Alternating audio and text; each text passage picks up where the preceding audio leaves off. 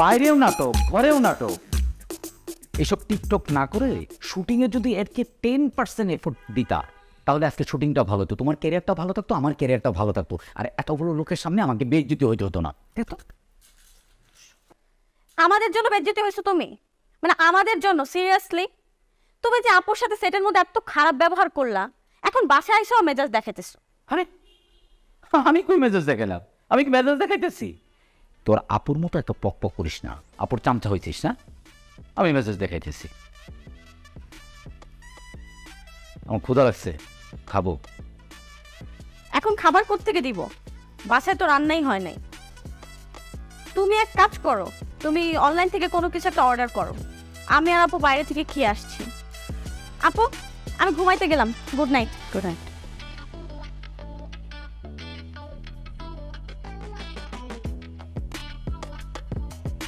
হ্যাঁ করে তাকায় আছো কেন? What is this?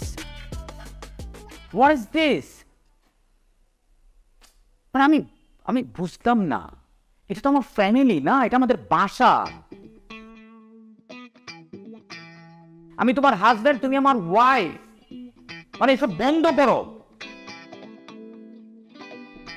তোমার এখন মনে পড়ছে আমি তোমার ওয়াইফ? শোনো সাব্বির, আমি বাসায় যেমন তোমার ওয়াইফ, সেটাও আমি তোমার ওয়াইফ ছিলাম, ঠিক আছে? তোমার এখন মনে পড়ছে, তোমার এটা মনে রাখা উচিত ছিল। তোমার সাথে এরকম বাজে বিহেভ কেন করছো? আমার যে অন্য কোনো রাইকে হলে তার সাথে এরকম বিহেভ করতা? অফকোর্স এরকম বিহেভ করতাম, কারণ সিচুয়েশন আমাকে বাধ্য করছে এরকম বিহেভ করতে। তুমি প্রফেশনাল রিলেশন আর পার্সোনাল রিলেশন একসাথে গুলাই ফেলছো, তুমি এটা তুমি করতে পারো না। এক্স্যাক্টলি, আমি না পার্সোনাল প্রফেশনাল রিলেশন মেইনটেইন করতে করতে একদম বোর হয়ে যাচ্ছে, আমার দম বন্ধ আসতেছে। I need a break. হ্যাঁ তুমি ব্রেক নাও, তোমাকে মানা করছে কে? ব্রেক নাও, আমি তোমাকে বহুবার বলছি তুমি ব্রেক নাও, কিন্তু এরকম কিছু করো না, আর বাড়াবাড়ি বন্ধ করো। আমি বাড়াবাড়ি করতেছি কি সাব্বির? আমি বাড়াবাড়ি করতেছি? যা করতেছো সব বাড়াবাড়ি করতেছো, আমি আর নিতে পারতেছি না। ওকে ফাইন, বাড়াবাড়ি তুমি কি দেখছো? হ্যাঁ, আগামী 6 মাসে ফারিহামের শুটিং করবে না, সব প্যাকআপ। আউটডোর শুটিং করতে করতে আমার স্কিন ড্যামেজ হয়ে যাচ্ছে, আমার র্যাশ হচ্ছে, আমার পিম্পল হচ্ছে, আমার হেয়ার ফল হচ্ছে। আমি আর কোনো সামনে শুটিং করবো না, আমি শুটিংই করবো না, সব pack up. Only beautification, skin treatment, it's just beauty care, আর কিছু না, শেষ, প্যাকআপ সব। চমৎকার, উনি বিউটি কেয়ার করবে। তাহলে আমার শুটিং, তাহলে শুটিংটা তুমি নিলা কেন তখন?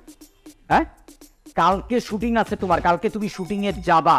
অনেকগুলো সিনিয়র আর্টিস্ট আছে, আর সেই পিচি মেয়েটার আজকে সারাদিন বসেছিল শুটিং করে না, ওই মেয়েটার সাথে তোমার ম্যাক্সিমাম কাজ বাকি পড়ে রয়েছে, আর তুমি তো শুটিং বন্ধ করে দিবা। অন্যদের শিডিউল নাও নাই, সেই লোকগুলো তো আমাকে ফোন করবে। টক টু মাই হ্যান্ড, ওকে? হাসো, টক টু মাই হ্যান্ড মানে বললেই হয়ে গেল তোমার না? এখন তুমি রুমে চলে গেছো কেন? আগে কথা শেষ করো, কথা শোনো আগে।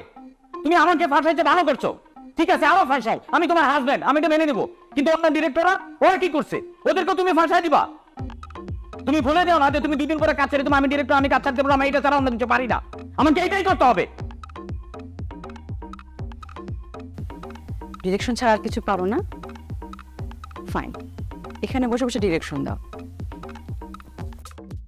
আজকে রাতে এখানে ঘুমাবা। Good night. আচ্ছা ঠিক আছে, আমি সরি, আমি সরি, ঠিক আছে?